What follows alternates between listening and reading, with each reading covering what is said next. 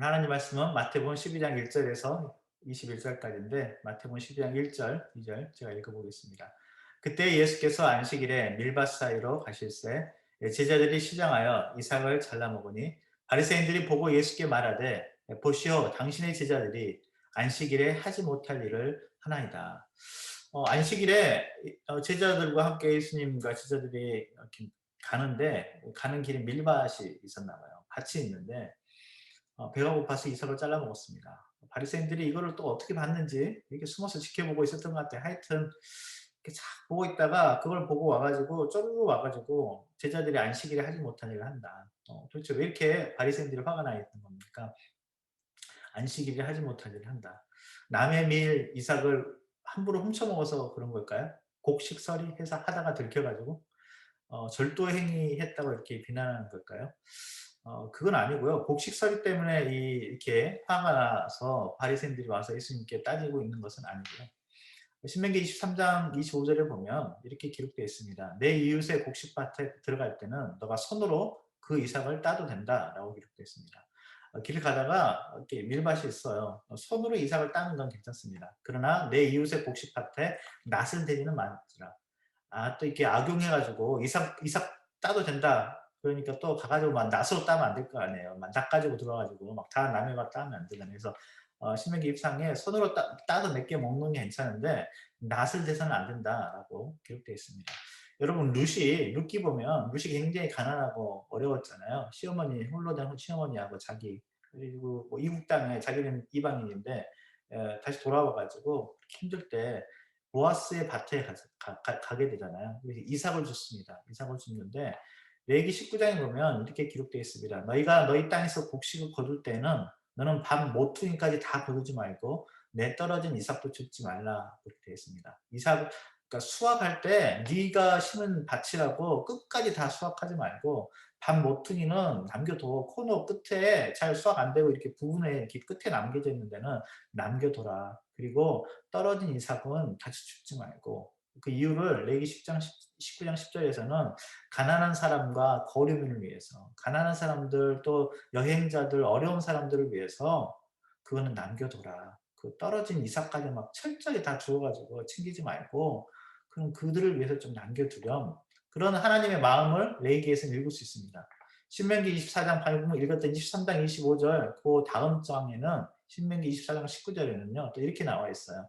너가 밭에서 곡식 뺄 때에는 그 핫못을 밭에서 잊어버렸거든 다시 가서 가져오지 말고 나그네와 고아와 가구를 위해서 남겨두라. 이렇게 밭을 이렇게 추수하다가 끝에 한쪽을 잊어버리고 추수를 안 했어요. 끝에 한 구퉁이를. 그럼 다시 돌아가지고 그것까지 그냥 다 그냥 뭐 인정사정 없이 다 추수하지 말고 다시 돌아가지 말고 그냥 놔둬. 무슨 뜻이 있겠지. 가난한 사람들을 위해서 그러면 좀 놔둬라라고 말합니다. 너가 그렇게 하면 신명기 24장 19절의 약속이죠. 그리하면 내 하나님 여호와께서 내 손으로 하는 모든 일에 복을 내시라. 하나님께서 너한테 복을 내려주실 거야. 하고 하나님의 축복을 약속해 주십니다. 이게 하나님의 마음이죠. 하나님의 마음은 가난한 사람들과 지나가는 나그네들 그들을 향한 마음들이 있습니다. 하나님께서 너를 축복할 때 그 축복 네가 혼자 그냥 네 거라고 다 누리지 말고 그들을 위해서 좀 남겨두고 이삭 떨어진 거는 다시 줍지 말고 남겨두렴. 이게 하나님의 마음입니다. 오늘 인용하는 말씀들 다 찾아보지는 못할 텐데요. 못 찾아보시는 말씀들은 유튜브에 보시면 다시 들을 수도 있고 유튜브에 제가 올릴 때는 말씀을 아래다 적어 놓을게요. 그러니까 이렇게 확인하실 수 있으니까요. 그렇게 하시면 되겠습니다. 오늘 바리새인들이 되게 열받아 있는 거잖아요. 이 바리새인들, 이 바리새, 페리시라는 말은 파라시라는 말에서 왔는데요. 히브리어에서 구별되다, 분리되다라는 말에서 왔습니다. 이 사람들은 철저하게 구분되고 구별하기를 원해요. 하나님의 말씀으로 자기를 지키기를 원합니다. 경건한 삶을 살고 싶어요. 그러니까 좋은 뜻에서 출발했어요. 하나님의 말씀을 어긋나지 않기를 원해요. 하나님의 말씀에서 벗어나지 않기를 원합니다. 그래서 선을 그어요. 딱 하나님의 말씀이라는 선을 딱 그어놓기 원하는데 그 말씀을 해석하면서 자기들이 말씀의 해석자가 되었어요. 근데 우리가 말씀을 해석하고 그 말씀에 울타리를 치겠다. 율법에 울타리를 치는 사람들이 이 바리새인들입니다. 어, 그래서 전통을 만들었어요. 말씀의 울타리를 치면서 이 말씀을 안 벗어나기 위해서는 그럼 이렇게 하면 좋겠어. 그러면 말씀을 벗어나지 않아. 그래서 기록된 말씀 말고 자기들이 전해 내려오는 전통, 구전을 준수해요. 여러분 그래서 마태복음 지금 우리가 12장이잖아요. 15장에 한번 펴보시죠. 15장 1절 2절에 보시면 15장에는 이렇게 되어 있습니다. 예수님께 바리새인들과 서기관들이 찾아옵니다. 15장 1절에 마태복음 15장 1절에 그때 바리새인과 서기관들이 예루살렘으로부터 예수께 나와서 말합니다. 이렇게 말해요. 당신의 제자들이 어찌하여 장로들의 전통을 범하나이까? 떡 먹을 때 손을 씻지 않냐합니다.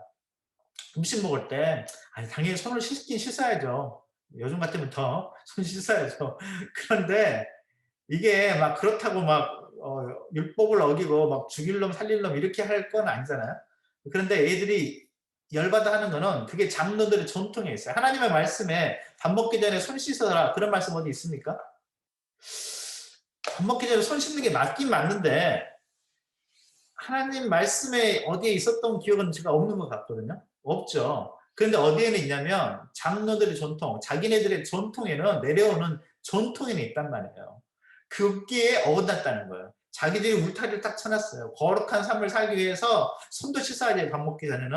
그래서 여러 가지 조항들을 만들어놨어요. 안전할 수 있게 이게 조금만 잘못하면 이 바운더리를 넘어갈 수 있으니까 안전한 어떤 조항을 만들었어요. 예전에 제가 신학대 다닐 때 그 뭐죠 미국 그 신학교 교수님이 그런 얘기 하시더라고요. 이 사람들은 예를 들면 안식일 죽은 사람을 만지면 안 되잖아요. 죽은 사람. 죽은 사람 만지면 부정하게 되고 부정하게 되면 그 예배드리러 못 가니까 이 그 제사 그 안식일에 제사를 드리지 못하니까 자기를 거룩하게 하기 위해서 죽은 사람 만지면 안 된단 말이죠. 근데 문제는 길을 가다가 무덤이 있어요. 무덤. 죽은 사람들 묻어놓은 무덤. 근데 무덤에 그림자가 나한테 덮이면 무덤의 그림자가 나한테 덮이면 부정하게 될까요? 안 될까요? 무덤의 그림자. 그게 거기에 혹시 부정하게 될지도 모르니까 그래서 규정을 했어요.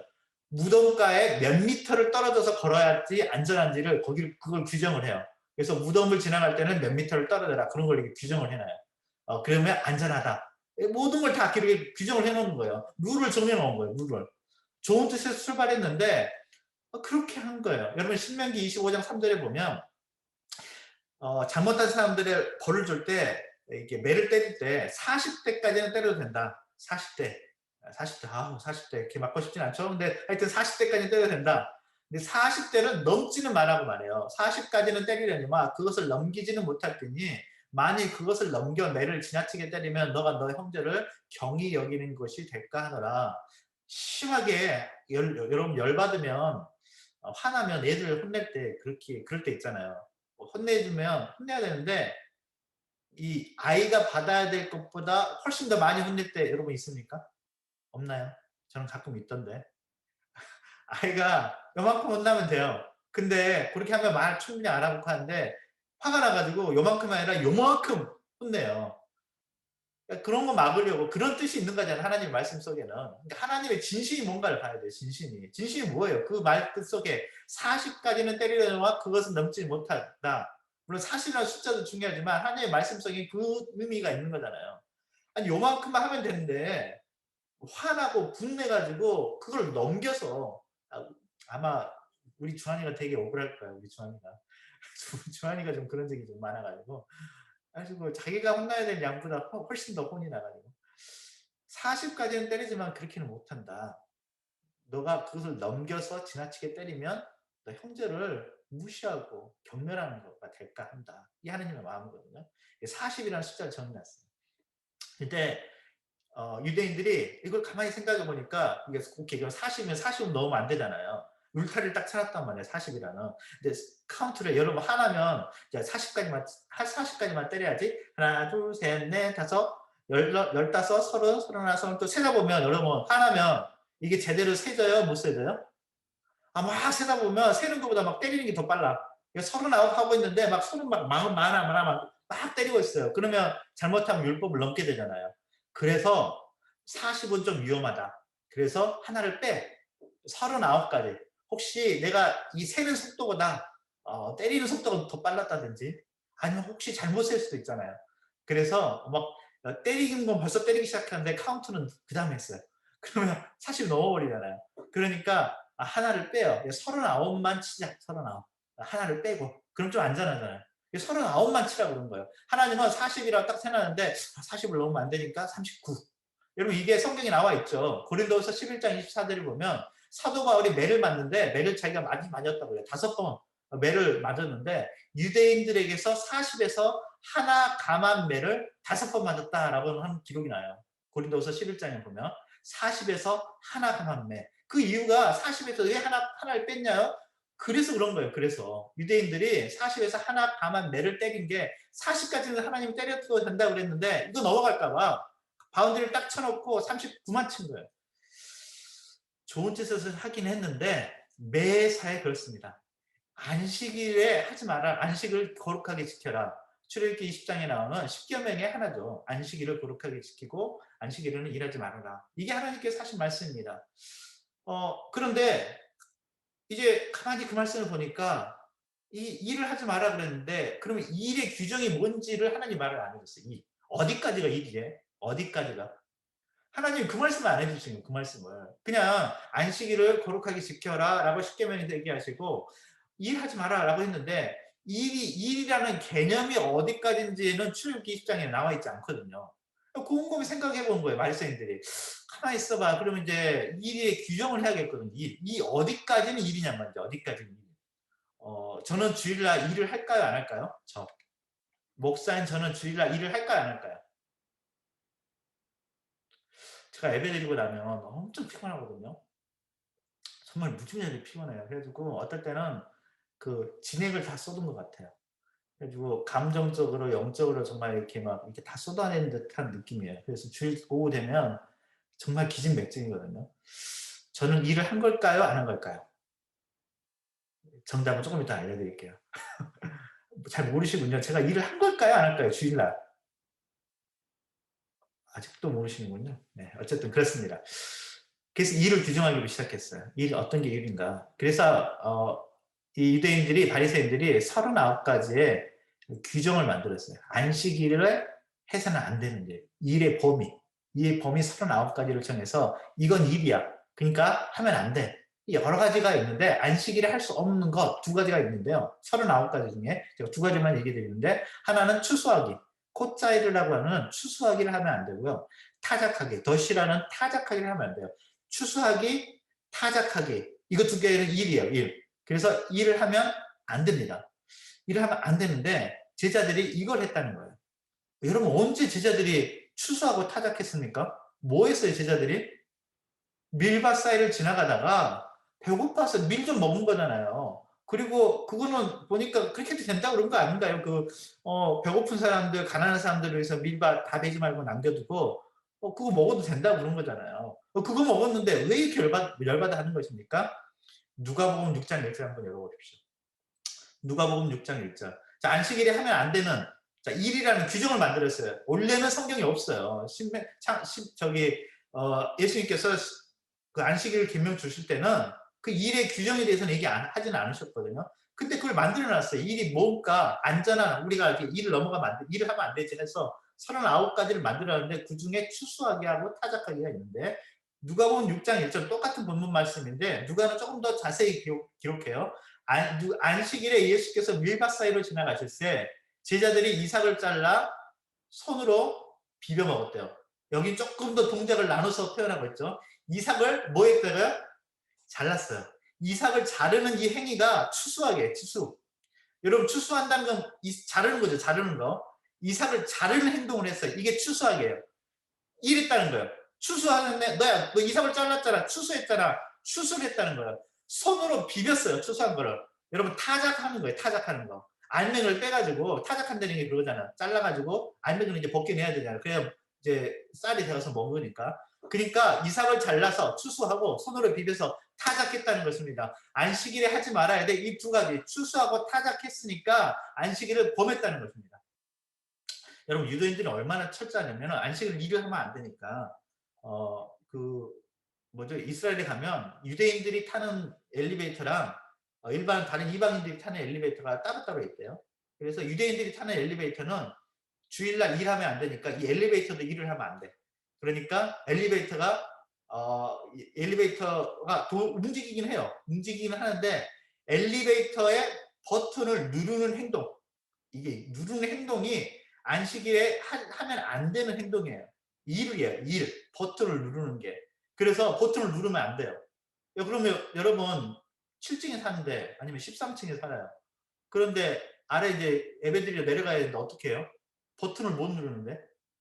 반대로 아니면 13층인데 1층에서 13층 올라가야 되는데 버튼 눌러야 되는데 몇 층 올라가시나요? 13층 눌러야 되잖아요. 못 누르잖아요. 어떻게 하냐면 유대인들이 따로 쓰는 엘리베이터는 안식일이 되면 매 층마다 자동으로 서요. 그러니까 버튼을 누를 필요가 없대요. 뉴욕에 가도 그렇대요. 뉴욕에 유대인들이 많이 산대요. 그래서 유대인들이 많이 사는 아파트에 가면 안식일이 되면 매 층을 선대요. 그러니까 잘못하면 유대인들이 타는 그 엘리베이터에 타면 매 층에 매 그렇대요. 어, 여러분 이쯤 되면 안식을 이런 식으로 일을 규정하면 여러분 쉬는 게 일하는 것보다 더 힘들 것 같아요. 그쵸? 이게 안식일이 쉬는 게 아닐 것 같아요. 이쯤 되면. 뭐 무덤가가 나오면 이거 거리 재가지고 몇 미터니 혹시 그림자라도 나무 그 뭐죠? 그 무덤에 있는 나무에 그림자라도 덮이면 혹시 자기 부정하게 될까봐 뺑뺑 돌아가고. 여러분 그런 거예요. 여러분 예수님의 비유 중에도 그런 거 있잖아요. 길 가다가 사람이 다쳐가지고 막 피 흘리고 있는데 제사장이랑 다른 사람들은 그냥 죽는 거 보고도 지나가잖아요. 보고도 지나가요. 보고도. 하나님의 마음이 어디 있는지를 잊어버리고요. 그냥 규정만 있는 거예요. 규정만. 그냥 죽은 문자만 있다고 문자만. 그리고 그걸 어떻게 지켜보겠다고 없는 규정을 다 만들어가지고 온갖 규정 다 만들어가지고요. 지켜보겠대요. 그리고 그걸 지키지 못하는 사람들은 판단하기 시작합니다. 예수님께서 여기에 대해서 대답을 합니다. 3절 4절에 예수께서 이르시되 다시 자기와 함께한 자들이 시장할 때 한 일을 잊지 못하느냐. 그가 하나님의 전에 들어가서 제사장 외에 자기나 그 함께한 자들이 먹어서는 안 되는 진설병을 먹지 아니하였느니라. 아히멜렉 제사장이 있을 때 다윗이 3일이나 굶었거든요. 3일을 못 먹었어요. 그러니까 얼마나 배가 고파요. 그 용사들이랑 같이 제사장 다윗한 사울 왕한테 쫓겨가지고 3일 동안 밥도 못 먹고 있다가 제사장한테 찾아와가지고 뭐든지 좋으니까 먹을 것 좀 주십시오. 3일 동안 아무것도 못 먹었습니다. 그러니까 제사장이 아히멜렉 제사장이 얘기하죠. 아 없다 성전에 뭐가 없는데 진설병은 있다. 진설병은 그 제단 위에 놓아놓았던 그 12지파 한 지파씩을 대변해서 12개의 떡을 놓아놓았죠. 이렇게 항상 하나님께 감사하면서 올려놔서 한 주간 넣어두고 또 그 다음 주가 되면 거기 놓아뒀던 그 빵을 물리고 새로 구운 떡을 이렇게 올려놓고 그리고 이제 그 전주에 이렇게 전시해놨던 그 빵은 제사장들 먹을 수 있게 했던 그 진설병입니다. 그 떡을 다윗과 용사들에게 주었는데 그거 먹고 다윗과 그 용사들이 죽은 것도 아니고 하나님이 뭐 책망했던 것도 아니고 너무 배고파 죽으려고 하는 사람들에게 그 준 거에 대해서 거기에 대해서 성경은 아무 말도 없다라는 것을 예수님께서 얘기합니다. 그리고 아까 제가 드렸던 질문에 대해서 예수님께서 얘기합니다. 마태복음 12장 5절 읽어보죠. 또 안식일에 제사장들이 성전 안에서 안식을 범하여도 죄가 없음을 너희가 율법에서 읽지 못했느냐. 여러분 제사장들은 안식일 날 일하잖아요. 그게 직업인데 안식일 날 일하잖아요. 목사가 주일날 이거 안식일인데 나 일 안 할래. 너무 힘드네. 어머 너무 탈진되고 나 일 안 할래. 여러분 그럼 돼요? 안 돼요? 안 되잖아요. 그게. 하죠.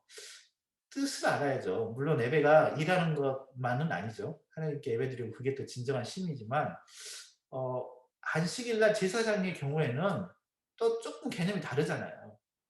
그런데 제사장들은 제사 드릴 때 필요한 일들이 있을 거 아니에요.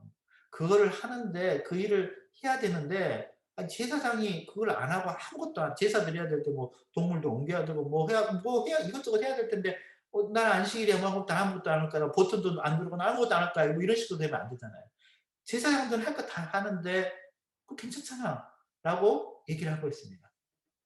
그리고 마태복음 12장 7절에 예수님께서 이렇게 말씀합니다. 나는 자비를 원하고 제사를 원하지 아니하노라 하신 뜻을 너희가 알았더라면 무죄한 자를 정죄하지 아니하였으리라. 호세아 6장 6절 말씀이거든요.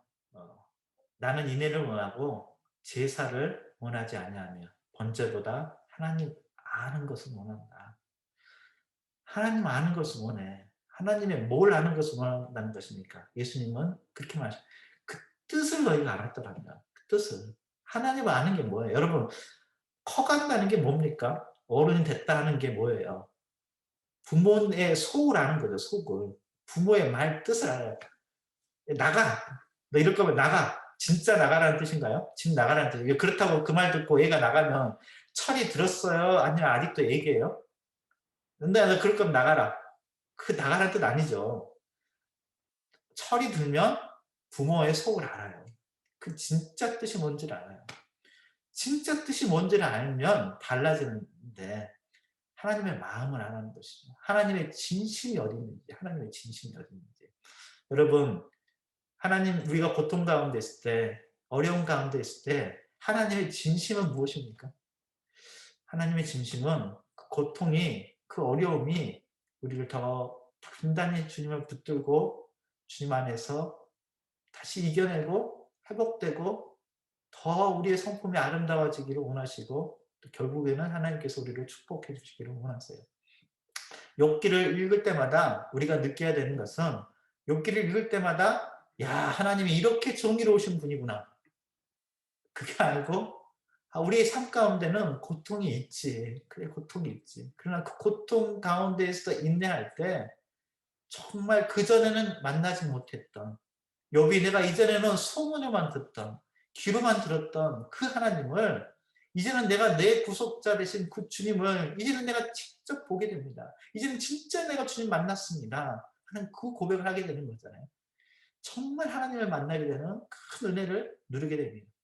여러분 하나님의 뜻, 하나님의 본심을 잊어버리지 않고 하나님의 뜻을 아는 저와 여러분 되었으면 좋겠습니다. 오늘 여기까지만 하겠습니다. 하려고 했던 설교에 반밖에 못한 것 같습니다. 내일은 다시 돌아와서 오늘 절반만 한 거 마저 하겠습니다. 오늘 다른 거 다 잊어버려도 한 가지만 기억하면 좋겠습니다. 하나님의 뜻, 하나님의 마음, 하나님의 마음을 알고 오늘 하루 살아가는 저 여러분 되었으면 좋겠습니다. 그래서 오해하지 않는 하나님 말씀을 오해하지 않고 하나님 말씀은 우리를 사랑하고 우리를 위해서 주신 말씀이에요. 하나님의 말씀은 우리의 자유를 없애버리려고 주신 게 아니라 우리가 자유로워질 수 있도록 하나님의 말씀을 주신 것입니다. 하나님 말씀 안에서 정말 자유롭고 행복하고 은혜가 넘치는 하루 되시기를 바랍니다. 기도하겠습니다.